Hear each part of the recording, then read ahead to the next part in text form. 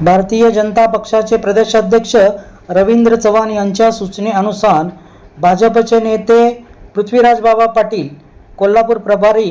यांनी आज सांगली येथे पत्रकार परिषद घेतली। या पत्रकार परिषदेमध्ये त्यांनी पदवीधरांची प्रलंबित कामे त्वरित करणार असे आज पत्रकार परिषदेमध्ये बोलत होते।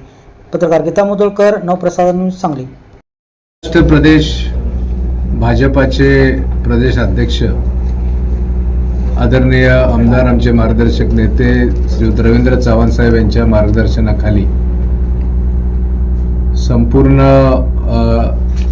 पुणे विभागामध्ये आणि राज्यामध्ये देखील जे काही पदवीधर असतील, जे काही शिक्षक असतील, त्यांचे शासन स्तरावरील प्रलंबित प्रश्न, त्यांच्या अडीअडचणी यातून मार्ग काढणं आणि त्यांचे शासन स्तरावरील विविध विभागातील प्रश्न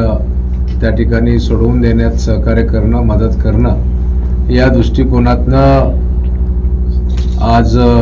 सांगली जिल्ह्यातील शिक्षक आणि पदवीधरांच्या शासन स्तरावरील प्रलंबित प्रश्न सोडवण्यासाठी सेवा अभियान याचा शुभारंभ आज या ठिकाणी झाला आणि याचे प्रमुख मार्गदर्शक म्हणून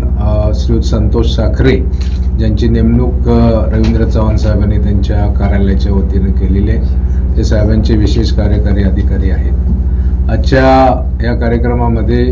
ज्यांची नव्यानेच आमच्या सांगली भाजपाचे जिल्हा प्रभारी म्हणून निवड झालेली आहे ते खासदार धनंजय महाडिक यांच्या प्रमुख उपस्थितीमध्ये